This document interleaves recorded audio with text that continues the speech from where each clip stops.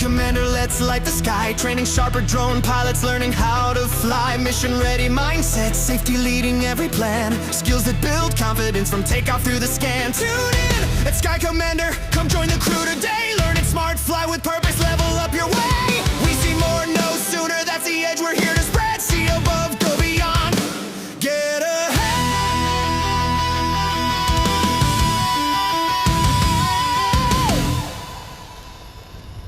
Okay, let's get started. When we think about monumental failures, whether that's a massive corporate project just going entirely off the rails, or a business suddenly filing for bankruptcy, or, a piece of heavy machinery literally falling out of the sky, we are deeply conditioned to expect a spectacle. Oh, absolutely. We want the cinematic explosion. We want alarms blaring, the structural groaning, people running down hallways. Right, like a movie. Exactly like a movie. We are programmed to think of failure as this loud binary event. Like 1 second, everything is perfectly fine, and the next second, total catastrophe. But when you actually sit down with the people who study how complex systems fail, the investigators, the risk analysts, the engineers, you realize that the cinematic explosion is almost never the real root of the problem. It's just the final symptom. Yeah, that's exactly it. We are looking at a landscape of failure that is incredibly, terrifyingly quiet. Real failure is the absolute definition of a silent decay. A silent decay. I like that. Yeah, it doesn't start with a bang. It starts with a whisper.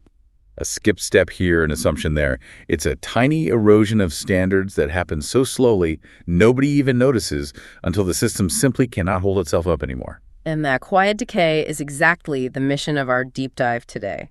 So for you listening, we are pulling our source material today from an incredibly niche, highly specific operations manual. And we are going to extract the core mechanisms of how systems fall apart. It's a fascinating document. It really is. The framework we're looking at is called Professional RPAS Audits, Managing Compliance and Operational Drift. Now, RPAS stands for Remotely Piloted Aircraft System. So we are talking about professional commercial drones. Right. And it sounds highly technical. And honestly, the operational environment certainly is. I mean, these are operators flying complex machinery over industrial sites, near airports, around people. Yeah, high stakes stuff. Very high stakes. But the mechanics of how these drone programs fail, that applies to literally any profession. Which is the crazy part. If you are managing a massive corporate software rollout, or running a freelance graphic design studio, or honestly just trying to keep your own household schedule from descending into total chaos, the hidden mechanism of failure is the exact same. It is. It's a slow, methodical process called drift. Drift. And we are going to map the anatomy of this drift today. But to set the stage for how you catch it, we need to look at the concept of an audit. The operations world uses this brilliant analogy here, where an audit is essentially like a kitchen health inspection. That's the best way to think about it. When the health inspector walks into a restaurant, they do not care how beautiful the menu is. Right. They don't care how well the food is plated. They're looking at the foundational mechanics of safety. Like, is the walk-in refrigerator actually maintaining the correct temperature? Are the cutting boards cross-contaminated? Exactly. And crucially, when the restaurant manager claims that they, checked the meat temperatures this morning, is there a physical, verifiable log proving that it happened? Or is it just an oral tradition? Right, like, oh yeah, Dave checked it. But the word audit has so much baggage, doesn't it? I mean, in almost any industry, telling your team, hey, we are going to do an audit, it triggers an immediate stress response. Oh, massive stress. People immediately think a guy in a suit with a clipboard is coming down from corporate to fire somebody. Exactly. Which is the most dangerous culture you can possibly build. If people view an audit as a threat, their immediate human instinct is to hide the flaws. Yeah, they'll just cover it up. They will. They will forge the temperature logs. They will hide the mistakes. Yeah. But the most elite operators treat an audit completely differently. They treat it like a mirror. A mirror? Yeah. A sterile, objective look at reality. It is a mission rehearsal for the day someone like a client or a regulator or a lawyer taps you on the shoulder and asks, show me how you know this operation was safe. That is such a powerful reframe, because if we can shift our mindset to view the audit as a mirror, we can actually start catching the drift before it becomes a disaster. Precise. So let's unpack the anatomy of drift itself. What does it actually look like in practice? Because a drone program, or any business, rarely fails because someone just took the entire operating manual and threw it in an incinerator. No, it fails in micro increments. Like we said, drift is the slow movement away from your established standard over time. The manual categorizes these specific types of drift, and when you map them to human behavior, it is incredibly relatable. Yeah, let's go through them. The first one is checklist drift. Right. Checklist drift. This happens when familiarity breeds complacency. A pilot looks at the drone they've flown, 200 times and thinks, I know this machine inside and out. I don't need to read the physical list. They just rely on human memory instead of the engineered system. Exactly. And human memory is notoriously terrible, especially under stress. Oh, totally. I forget why I walked into a room half the time. Right. Then you have weather drift. Now, every aircraft has a hard structural limit for wind speed. Let's say your manual says you cannot fly in gusts over 20 miles per hour. Okay, a hard rule. Yes. But you get to the site, the client is tapping their watch, you are already behind schedule, and the anemometer reads 22 miles per hour. Uh-oh. A pilot experiencing weather drift will rationalize it. They'll think, well, my manufacturer probably built in a safety buffer. The gusts are probably fine. I'll just fly lower. Oh, man, I see that happening in software development all the time. Like, the code review process says we need 2 approvals, but the client needs this bug fixed right now, so we'll just push it live and review it later. Exactly the same mechanism. Yeah. You stretch the definition of what is allowed because of external pressure. Then there is roll drift. Roll drift, okay. This is when the lines of responsibility start to blur, usually out of convenience. So a pilot needs a visual observer to watch for incoming aircraft while they stare at the camera monitor. But the assigned observer is running late. Let me guess, they just grabbed somebody else. Yep. The pilot tunes to the client, who has 0 aviation training, and says, hey, just yell if you see a helicopter. Suddenly, an untrained bystander is a load-bearing pillar of your safety system. Wow. That is terrifying. That happens all the time. And finally, we have authorization drift. This is relying on past success to justify future risk. We got permission to fly near this airport last week, so it's probably fine if we just pop the drone up for 5 minutes today. Probably fine. Famous last words. But what ties all of these specific examples together is a deeply ingrained psychological trap, isn't it? Our brains are literally wired to optimize for the path of least resistance. Yes. Therefore, drift usually feels efficient before it feels dangerous. And here is where it gets really interesting for you listening. If drift feels efficient, how do you convince someone to stop doing it? I mean, if I skip the pre-flight checklist, I get the drone in the air 5 minutes faster. You're saving time. Exactly. If I skip the code review, the software ships faster. My brain is getting a dopamine hit for productivity. I'm being rewarded for breaking the rules. It's like ignoring a check engine light because the car is still successfully driving down the highway. Why would I pull over and ruin my commute? You pull over because you understand the difference between immediate efficiency and systemic fragility. You are being rewarded for your bad behavior only because the mathematical probability of a consequence hasn't caught up with you yet. It's just a matter of time. Right. The car is running, yes, but the oil pressure is dropping. So, to break this cycle, operations rely on the self-inspection. Now, how does that differ from a normal audit? We talked about audits earlier. Good question. An internal audit is usually a dedicated compliance officer inside your company checking your work. An external audit is the government regulator or a massive client looking at your books. But a self-inspection is you checking your own homework before anyone else grades it. Oh, I see. You are intentionally carving out time to look at your own processes and hunt for what risk analysts call weak signals. Weak signals. I like that term. It's like the smoke before the fire. Exactly. You are actively searching for the skipped log or the copied and pasted site survey or the blurred rolls before a drone actually falls out of the sky. But the absolute bedrock requirement of a self-inspection is that it must be decoupled from punishment.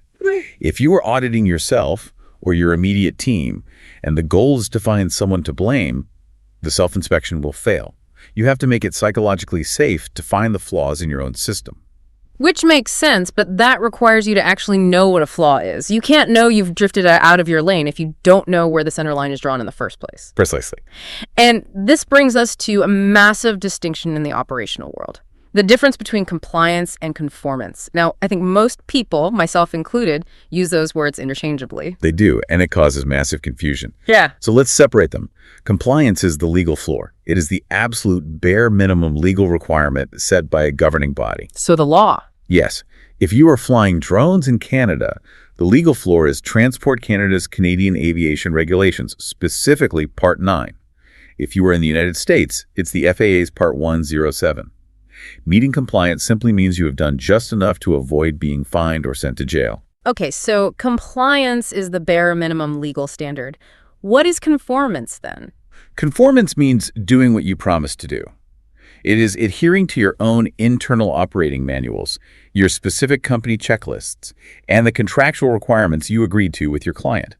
Conformance is almost always a higher standard than compliance. Wait, hold on. If I am legally compliant, how can I be operating unsafely? I mean, the entire point of the law is to keep people safe, right? If I'm following all the FAA rules, shouldn't I be completely good to go? Not necessarily. What's fascinating here is that compliance is absolutely not the same as safety. Let's move away from drones for a second and think about driving a car on a highway. Okay. The law, the compliance requirement, says the speed limit is 65 miles per hour, your car must have a valid registration, and you must have a driver's license. If you are driving 64 miles per hour in a registered car with your license in your pocket, you are 100% legally compliant. Right, I'm following the rules. But what if it is pouring rain? The highway is covered in standing water, your tires are completely bald, you've been awake for 36 hours, and you are eating a bowl of hot soup while steering with your knees. Oh my gosh. Yeah, that's a disaster. You are still technically compliant with the baseline law of the speed limit and registration, but you are a rolling hazard. You are incredibly unsafe. That makes total sense. So conformance is about going beyond that baseline. Right. Conformance is your internal standard. Maybe your company's internal manual dictates, we do not drive company vehicles if the driver has been awake for more than 14 hours, and tires must be replaced long before they go bald. Okay, I see. If you break those rules, you are non-conformant with your own system, even if the highway patrol has no legal reason to pull you over. And frankly, conformance is what clients are actually paying for. Yeah, they aren't just buying your drone photos or your software code. They are buying the confidence that you possess the discipline to operate without, dropping 20 pounds of plastic and lithium batteries on their job site. Which means we need to talk about what it looks like when a team fails to meet that standard. When you are looking in the mirror during a self-inspection and you spot a gap between what should have happened and what actually happened. That gap is called a non-conformance. Right. And identifying the gap isn't enough, is it? You have to classify it correctly so you know how to respond. The operations teams break these discoveries down into 3 categories: observations, findings, and root causes. Let's start with observations. An observation is a gold mine. It is a weak signal that hasn't caused any actual damage yet. Give me an example of an observation. Is it just me noticing someone doing something slightly annoying? It can be. Let's say you are reviewing your digital flight logs. You notice that your newest pilot fills out the logs perfectly every time, but they use a completely different file naming convention on every single job. Oh, that would drive me crazy. Yeah, right. Sometimes it's the date first, sometimes it's the client name, sometimes it's just a random string of numbers. They aren't breaking an FAA law. They aren't even necessarily breaking a hard company rule if you don't have a strict naming policy. So why does it matter? But it is an observation that if you need to quickly retrieve a specific log 6 months from now during a legal discovery process, it is going to be a chaotic nightmare. Okay, I see. It's friction in the system that will eventually cause a failure. So if that's an observation, what is a finding? A finding is a documented, undeniable gap where a specific rule or standard was broken. Yeah. And the way you write a finding is critical. A bad manager will write a finding that says, our flight logs are a mess. It's a useless statement. It's just a floating complaint. Right, like what am I supposed to do with the logs that are a mess? There is nothing actionable there. Exactly. A proper finding must be specific. It must be evidence-based, and it must point directly to the standard that was violated. A strong finding sounds like this. Upon review of the March 12th mission files, the pre-flight risk assessment was missing the signature of the visual observer, which is a direct violation of Internal Standard Operating Procedure Section 4.2. That gives you a specific target. That is super specific. But knowing what broke isn't the same as knowing why it broke. Which brings us to the root cause. The reason behind the reason. Yes, I love that definition from the source. Right. If we take your example of the missing signature on the risk assessment, the surface level reason is just, the pilot forgot to get it signed. But if you stop at the surface reason, you will apply the wrong fix. Let's say we dig deeper into that missing signature. We talk to the crew, we look at the timeline. We discover that this specific signature is required at the very end of the day during the equipment pack-down phase. Yep. The crew has been standing in the muddy fields for 12 hours, the sun is setting, they are exhausted, and they are rushing to get the gear into the truck before it rains. The root cause isn't that the pilot is lazy. The root cause is that the administrative workflow is designed to happen at the exact moment when human cognitive function is at its absolute lowest. Wow. Yeah, that changes everything. And this is where the concept of corrective actions comes in. Because if I am a traditional manager and I see that missing signature, my immediate instinct is to apply what operations experts call a weak corrective action. Classic email. Exactly. I am going to send a company-wide email in all caps that says, "Team, we must remember to sign the forms. Please pay attention and be more careful." Which is completely worthless. Be more careful is an emotional plea, not a system fix. It relies entirely on human memory. And you have already proven, through your root cause analysis, that human memory is fundamentally compromised at the end of a 12-hour day in a muddy field. Because everyone is just exhausted. Right. An email will alter behavior for about 48 hours, and then everyone will drift right back to the old habits. So how do you actually fix it then? You apply a strong corrective action. A strong action physically alters the system or the environment to make the failure much harder, or ideally impossible to repeat. Give me an example of that. Instead of sending an email, you alter the workflow. Maybe you move the signature requirement to the morning briefing when everyone is fresh and drinking coffee. Or you implement a physical gate. You mandate that a photograph of the signed form must be uploaded to the company chat before the pilot is allowed to put the drone batteries on the charging station back at the office. Oh, that's smart. You build a mechanism where the next step in the job literally cannot happen until the compliance step is completed. That is a fundamental shift in how to manage people. You just stop trying to change human nature and you start designing systems that account for human flaws. But to build those physical gates and to prove to a regulator that your system actually works, you need data, you need proof, which is where we transition into the actual mechanics of an audit. You cannot rely on a pilot's memory if an investigator shows up 6 months after a flight. Memory becomes a very weak safety system. Especially when you are flying a complex machine near a high-voltage electrical substation or a wind farm or an active emergency site. Your cognitive load is maxed out just keeping the aircraft safe. You are not going to remember if you check the airspace app at 9 a.m. or 9:15 a.m. Which introduces the core axiom of evidence in professional auditing. If it matters, make it findable later. I love that quote. If it matters, make it findable later. It is a profound rule. And to enforce this, auditors use a framework called the Say IT, Show IT, Prove IT test. This is how you measure the structural integrity of your evidence. Walk me through that. Let's use the airspace example. I am a pilot, and the auditor asks me if I checked the airspace before I flew near an airport. All right, level 1 is say it. You say, yes, I checked the local airspace using an aviation app on my phone, and we were clear to fly. That is a claim. An auditor hears a claim, but they assign 0 weight to it. Right, because anybody can say they did something. Precisely.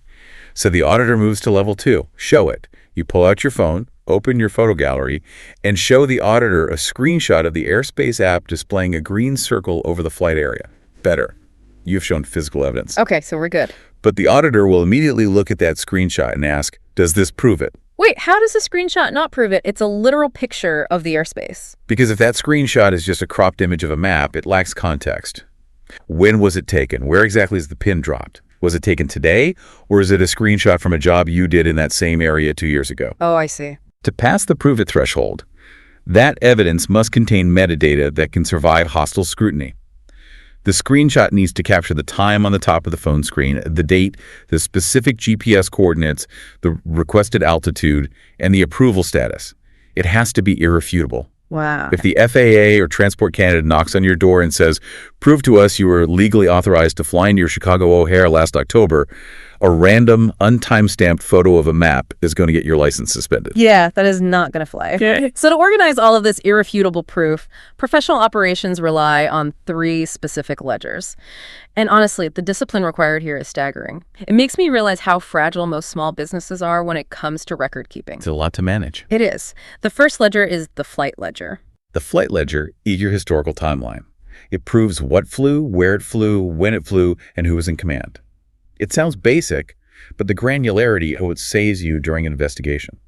It must track the date, the exact time the propeller spun up and shut down, the GPS location, the specific aircraft tail number, the names of every crew member on site, the weather conditions at the time of launch, and critically, any abnormal events. Define abnormal events. Do you mean like a crash? No, a crash is an accident.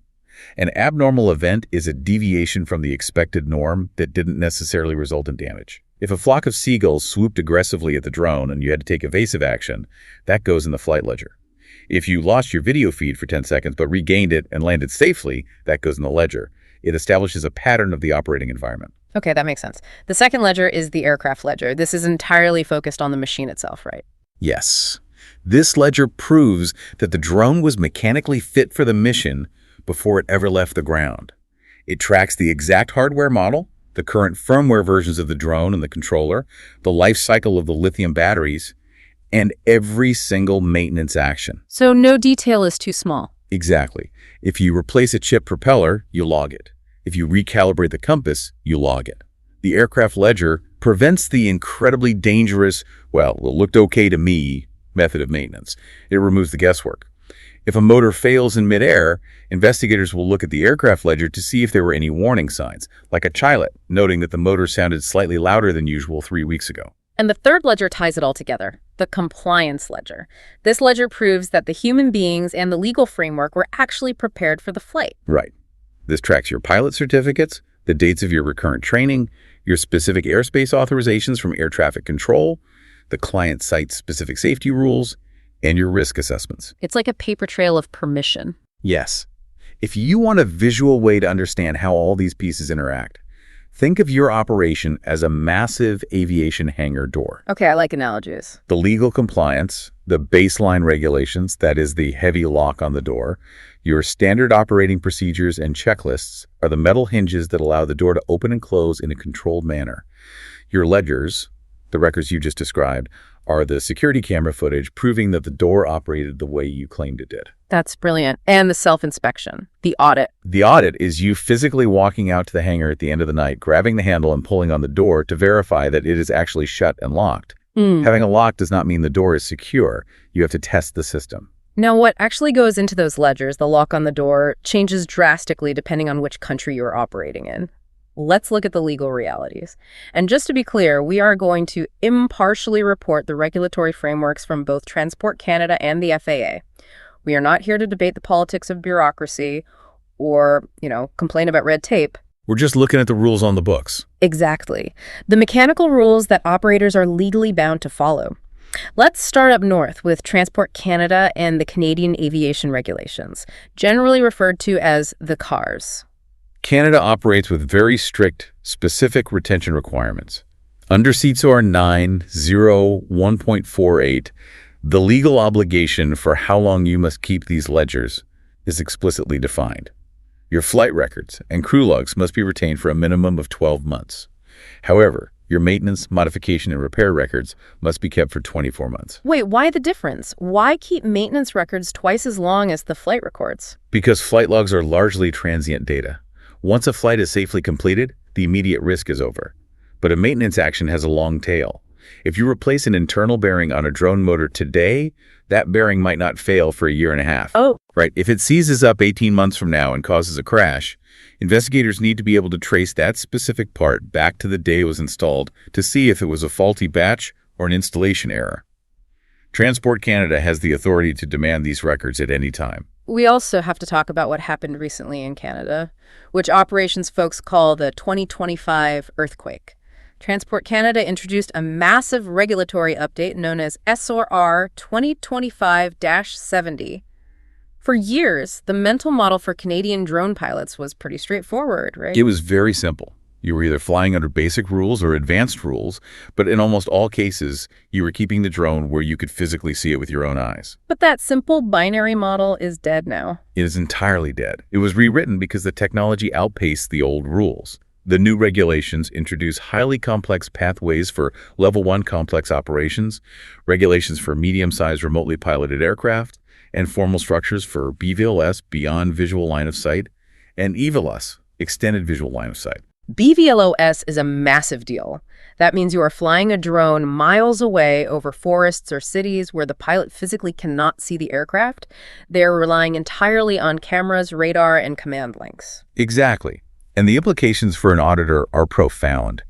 If you are an operator taking on these new, beyond visual line of sight missions, your audit requirements scale up exponentially. You can no longer just verify that the pilot have a license. You have to audit the signal-to-noise ratio of your command and control links. You have to audit your detect and avoid radar systems. That's a huge leap in complexity. Huge. If your internal self-inspection checklist hasn't been updated since 2024, and it just asks, is this a basic or advanced flight, you're operating with a massive compliance gap.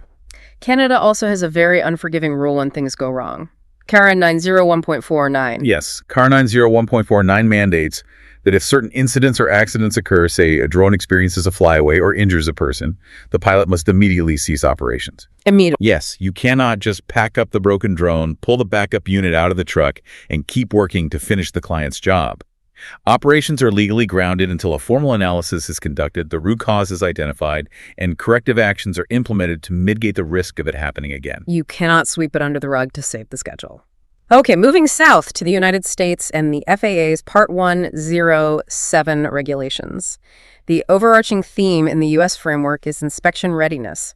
Under Part 107.7, a remote pilot must make their certificates, identification, and any required records available to the FAA administrator upon request. The phrasing "upon request" is what catches people. If an FAA inspector approaches you in the field and your response is, "Oh, Dave handles all our paperwork, he has the airspace screenshots on his laptop, but he's on vacation in Mexico this week," your system is fundamentally broken. You are not ready. The pilot in command on the site must have immediate access to the proof of compliance. The FAA also heavily regulates the moments before the drone ever takes off. Part 107.49 dictates the pre-flight inspection.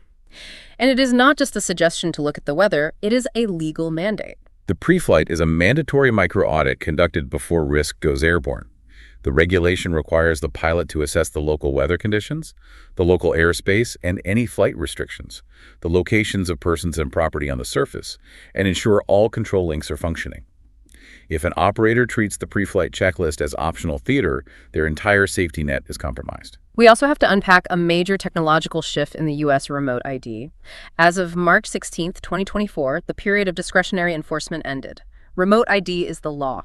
Is the law of the land now. For those outside the drone world, remote ID is essentially a digital license plate. The drone uses Bluetooth or Wi-Fi to constantly broadcast its unique serial number, its altitude, its velocity, and crucially, the physical GPS location of the pilot holding the controller. And it is broadcast to the open public. Anyone with a smartphone app can see where the drone is and where the pilot is standing. Pilots naturally have privacy concerns about this, but from an auditing and compliance perspective, it is a non-negotiable reality. A proper internal audit must now explicitly prove that the operation is complying with this rule. So you have to prove how you're meeting it. Right. Are you using a drone with standard remote ID built in? Are you using an external broadcast module strapped to an older drone? Or are you operating inside a FRIA? A FRA is an FAA-recognized identification area, right? Like a designated RC airplane field where you are exempt from broadcasting. Correct. Your compliance ledger has to show exactly which method you used for every single flight. If you aren't auditing your remote ID compliance, you are flying blind into a regulatory wall. So navigating these international rules, managing the three ledgers, fighting off the psychology of drift, it requires a system. It requires a rhythm. You cannot just lock yourself in a room once a year right before your insurance renews and try to organize 12 months of messy paperwork. No, if you try to audit a year's worth of flights at once, you will be so overwhelmed that you will just pencil whip the forms. You will just check the boxes to get it over with. The operational standard is a quarterly self-inspection. Quarterly? Yes. Doing it every 3 months is frequent enough to catch a bad habit, like a pilot skipping the battery logs before it solidifies into permanent drift, but it is spaced out enough that the team doesn't suffer from audit fatigue. The operations manual breaks this quarterly rhythm down into a 4-week cycle, and I have to be honest, when I first read 4-week audit cycle, my immediate reaction was, who has time for that? I mean, if I am running a small business, I have to be out in the field making money. I cannot spend a month doing paperwork. That is the most common pushback from operators. But a 4-week cycle does not mean 4 weeks of full-time desk work. It means spreading a few hours of focused analysis across a month so you have time to actually observe patterns. Okay, break that down for me. What actually happens in week 1? Week 1 is simply pull the sample. You do not need to look at every single flight from the last 3 months. For routine, low-risk jobs, like photographing an empty real estate lot, you pull a 10% random sample of the files. However, you must pull 100% of the files for jobs that involve controlled airspace, flights near people, complex industrial sites, or any mission where an abnormal event was logged. That seems totally reasonable. Pulling those files takes maybe 30 minutes. Exactly. All right, that's manageable. Week 2 is check the evidence. This is where you apply that say IT, show IT, prove IT test to the sample you just pulled. You act as the hostile external regulator. You look at the files and ask, can I clearly identify who the visual observer was on this flight? Can I prove the airspace authorization was valid at the exact time of launch? Are the maintenance logs up to date? You're looking for the gaps. Then we move to week 3, which is find the pattern. Why does this take a whole week? Why not just fix the gaps as soon as you see them in week 2? Because if you fix a gap the second you see it, you are treating a symptom, not the disease. You have to step back and look at the data in aggregate. If you find one missing flight log, that is a mistake. If you find the flight logs are consistently missing on Fridays or only when a specific client is on site, you have found a systemic pattern. Oh, I see. If you notice that the pre-flight site surveys for 3 completely different locations all have the exact same text written in the hazard box, you know your team is copying and pasting. Planning has become performative. Week 3 is about identifying the root causes driving the behavior. And week 4 is fix and brief. This is where you implement the strong corrective actions. You change the workflow, but the crucial part is the briefing. A fix that nobody hears about is just a hidden edit. You have to bring the team together and say, hey, we noticed we're struggling with the airspace logs on Fridays. Here is the new physical date we built to make it easier. And when you are communicating these findings, top-tier programs use a very pragmatic scoring system. Green, yellow, and red. Green means the system is healthy. The evidence is solid. Yellow means a minor gap was detected. Maybe a secondary photo is missing from a site folder. It is a warning. You document it, and you verify it is fixed by the next quarterly audit. What happens when you hit a red? A red score means you have uncovered a direct, legal, or critical safety gap. For example, you discover a pilot flew a commercial job last month, but their recurrent training certificate had expired. Or you find out a swollen, defective battery was used on a mission. A red score demands a controlled pause. The controlled pause. You immediately halt the specific affected operation. Maybe you ground that specific pilot or quarantine that specific equipment until a root cause analysis is done and a strong corrective action is verified. It doesn't mean you panic and bankrupt the company. It means you stop the bleeding. To make sure you don't miss anything during this cycle, auditors use a phenomenal memory aid. It is an acronym. Paper Flight HE2. Let's walk through this because it essentially builds an ironclad wall around your operation. P is for pilot. Are the certificates valid? Is the training current? Are they physically rusted? A is for aircraft. Is the registration legal? Are the firmware and maintenance ledgers updated? P is for permissions. Do we have proof of airspace authorization and client property access? E is for environment. Did we log the weather, the solar index, the local radio interference? R is for records. Are the flight logs, battery cycles, and briefings securely stored? That is the paper. Now we audit the flight HT. F is for flight manual. Is the team actually using the standard operating procedures or are they improvising? L is for lessons. Have we reviewed near misses and debriefed recent abnormal events? I is for issues. Do we have any open yellow or red findings from the last audit that haven't been fixed? G is for gear. Are the payloads, cameras, and ground stations calibrated? H is for human factors. This is huge. Are we auditing for fatigue, client pressure, and role clarity? And T is for training. Are we running emergency scenario drills or just assuming people know what to do? Paper flight. The operations mantra is paper proves the flight. But, theories, acronyms, and cycles, they are excellent classroom tools. But the true test of this framework is how it survives the friction of the real world. Let's dive into some specific high-stakes scenarios to see how systems actually break down when the pressure is on. Let's do it. Scenario 1, the missing visual observer. Here's the setup. Your team executed a complex utility pole inspection 2 months ago. By all accounts, it was a flawless mission. The drone flew perfectly, the imagery was tack sharp, the client paid the invoice and was thrilled. But today, during your week 2 quarterly audit, you open the flight ledger. You look at the risk assessment for that day, and the line for the visual observer's name is completely blank. Right. What do you do? Because I know what the human instinct is. The instinct is to say, oh, I know Dave was there, and just write Dave's name in with a pen to make the paperwork look compliant. That is the ultimate temptation. And if you do that, you have crossed the line from sloppy record keeping into intentional fraud. The standard here is absolute. Do not invent the record. If you forge a document and a regulator ever discovers it during an investigation, your credibility as an operator is permanently destroyed. They will assume every other ledger you have is also faked. So how do you fix a blank space from 2 months ago without faking it? You reconstruct it using verifiable evidence. You go back into your email archives, your text messages, or the metadata on the photos taken at the site. If you can find a text message from Dave saying, "I'm on site, ready to spot the drone," you now have proof. You add Dave's name to the ledger, but you must explicitly mark it as a late correction dated today and attach a note referencing the text message. You are repairing the ledger transparently. But repairing that one log doesn't stop it from happening tomorrow. Exactly. A missing name is a symptom of what operations experts call a trust leak. The strong corrective action is to change the closeout procedure. You implement a rule that before the crew leaves the site, the pilot in command must read the crew names out loud from the physical logbook, and the team must verbally confirm. You build a physical, auditory gate. Scenario 2. The swollen battery. You are auditing the aircraft ledger, you are reviewing the hardware notes, and you see that for battery number 3, 2 different pilots on 2 different days have written. Slight puffiness noticed on battery casing. Yet, as you sit at your desk, you look over at the gear cage, and battery number 3 is sitting right there in the ready-to-fly case. When I read this scenario, my stomach just dropped. Terrifying. A swollen lithium polymer battery is essentially a volatile incendiary device waiting to ignite. It is a chemical fire waiting to happen, often midair. But the most fascinating part of this scenario isn't the chemistry of the battery, it's the psychology of the pilots. Why did 2 highly trained professionals recognize a bomb in the equipment case, write a note about it, and then leave it there for the next guy? It's the bystander effect, right? Someone else will deal with it. It is the bystander effect mixed with the diffusion of responsibility.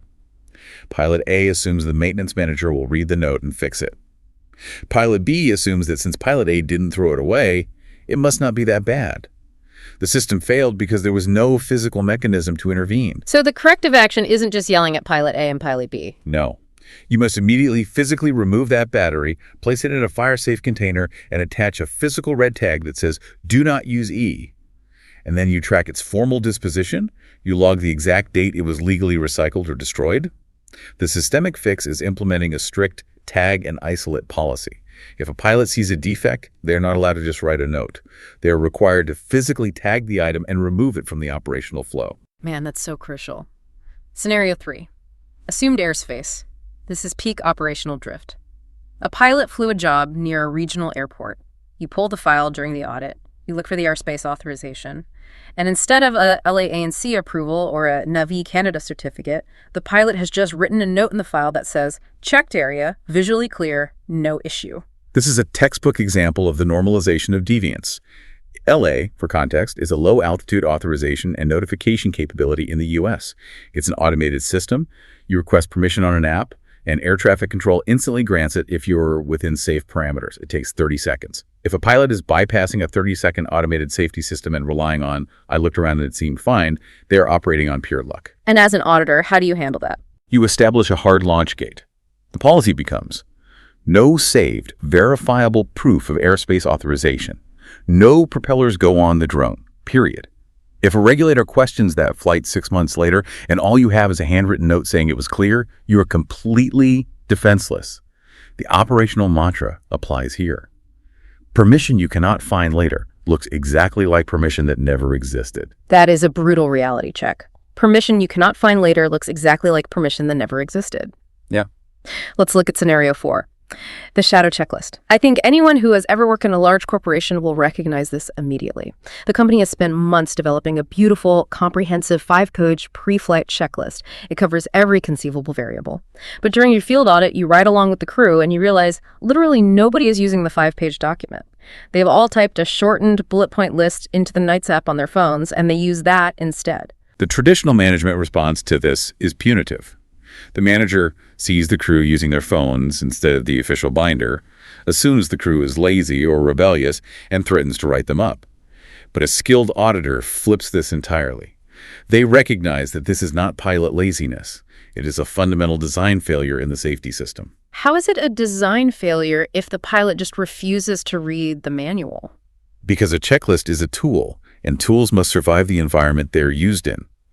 If your 5-page checklist requires a pilot to take their gloves off to turn pages while standing in freezing rain, or if it takes 20 minutes to read through administrative fluff before they can launch, the crew will inevitably bypass it. They will create a shadow checklist that actually works in the real world. The safest checklist is not the most comprehensive one. It is the one people actually use. So how do you fix the design? You sit down with the pilots, you look at their shadow checklist, and you realize they have stripped away the bureaucratic bloat and kept the actual life safety items. You take the official 5-page document, you ruthlessly cut the dead weight, and you distill it down to a 1-page, weather-resistant card that can be completed in 3 minutes. You align the conformance standard with the reality of human behavior. Let's hit scenario 5. The level 1 complex temptation. A massive client approaches your drone business. They want you to inspect a 50-mile power line corridor. It is going to require flying miles away from the pilot using Canada's new BVLOS pathways. The invoice is going to be massive. The temptation is to say, absolutely, we can do that. It's just flying the drone a little further than usual. Accepting that job without upgrading your internal audit framework is a fast track to losing your license. You cannot treat beyond visual line of sight as just basic flying plus distance. When you accept new operational privileges, like the privilege of flying a machine you cannot physically see, you inherit entirely new audit obligations. Because the risks are totally different. Completely different. Are your maintenance ledgers robust enough to prove that your telemetry link won't fail when the drone is 3 miles away behind a hill? Do you have audited procedures for what the drone does automatically if it loses connection? Upselling a client into a complex risk category that your current safety system cannot support is how catastrophic failures happen. Now, here is the psychological trap in every single one of those scenarios. The missing visual observer, the swollen battery, the shadow checklist. In all of those specific instances, the drone did not crash. The job got done. And that leads to the most dangerous misconceptions in the industry. Let's bust some myths. Myth number 1, outcome bias. The operations world has a brilliant phrase for this. Landing is not laundering. Outcome bias is a cognitive flaw where human beings judge the quality of a decision based entirely on the final outcome, rather than the process used to get there. If you fly with a swollen battery using a shadow checklist without checking the airspace, but the wind is calm and you manage to land the drone safely, your brain floods with relief and tells you that was a successful mission. Because nobody got hurt and the client paid. Exactly. But the audit process violently rejects outcome bias. A safe landing only proves that you managed to get a piece of plastic back onto the pavement. It proves absolutely nothing about your planning, your compliance, or your risk management. A safe landing does not wash away. It does not launder a reckless, dangerous decision. Landing is not laundering. I love that. Myth number 2, audits are for massive corporations. A lot of independent operators think, I am a one-person business. I do the flying, I do the billing, I fix the drones. I know exactly what is happening in my company. I don't need to do a formal self-inspection. That is precisely why a one-person business is incredibly dangerous. When you wear every single hat in an organization, you create massive, overlapping cognitive blind spots. You don't have a co-pilot sitting next to you to say, hey, did you double-check the weather? You don't have a maintenance chief to tap you on the shoulder and say, that motor sounds rough. A structured self-inspection forces a solo operator to step out of the subjective mindset of the pilot and step into the objective, clinical mindset of the auditor. It gives a one-person shop a crucial second set of eyes. Myth number 3. The app log is enough. We live in an era of incredible automation. When a drone flies, the control app automatically logs the GPS path, the altitude, the battery voltage drop, and the stick inputs. So pilots think, I don't need a paperwork ledger. My iPad recorded everything. That is the fallacy of digital security. Apps are excellent at recording raw telemetry data, but they are entirely blind to human context. The app knows the drone descended rapidly at 2 p.m. It does not know why. It does not know that a medical helicopter entered the airspace unannounced and you had to execute an emergency dive. The app does not know who the visual observer was. It does not know what specific safety restrictions the client demanded before launch. If you rely solely on the automated app log, your compliance ledger is virtually empty.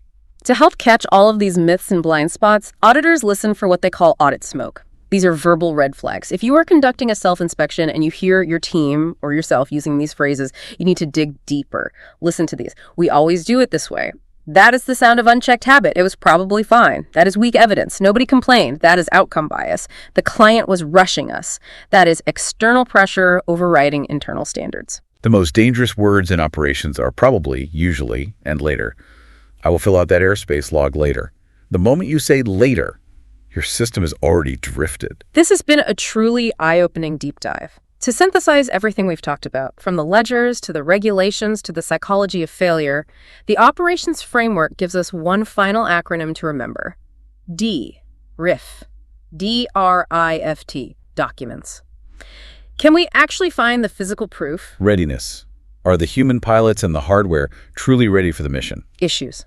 What specific problems, yellow or red findings, are open or repeating? Fixes. Were our strong corrective actions actually completed, or did we just send an email? And trends. What systemic pattern is forming over time? The ultimate lesson here is proactive defense. Catch drift before drift catches you. A professional does not sit back and wait for an FAA inspector, a client lawsuit, or a smoke and crater to reveal the flaws in their system. They hunt for them actively. And as we close out this analysis, I want to leave everyone with a final, slightly provocative thought to mull over. We just spent a significant amount of time discussing the app log fallacy, how digital tools give us a false sense of security because they log data automatically, but completely miss the human context of a decision. As we move rapidly into a future where our tools, whether they are advanced drones, AI-driven software, or automated management systems, silently and automatically record almost every keystroke and movement we make at work, are these automated safety systems actually making us worse? Are they making us lazy auditors of our own human judgment? If the digital dashboard on your screen says everything is green and compliant, will we lose the critical, skeptical thinking required to spot the real-world quiet drift happening right in front of our eyes? That is the real danger of automation. The technology gets smarter, but the human operator gets complacent. So the next time you finish a critical project, don't just admire the outcome. Don't let a successful landing launder a flawed process. Treat your inspection like a mirror, not a threat. Apply the Say Why IT, A Show, WIT, Prove EIT test to your own workflows. Catch the drift before the drift catches you. Thanks for joining us on this deep dive. That's a wrap on today's mission, Commander. See above, go beyond, get ahead. For more training, tools, and intel, head to skycommander.ca. If you learned something new, share it, subscribe, and leave us a 5-star debrief.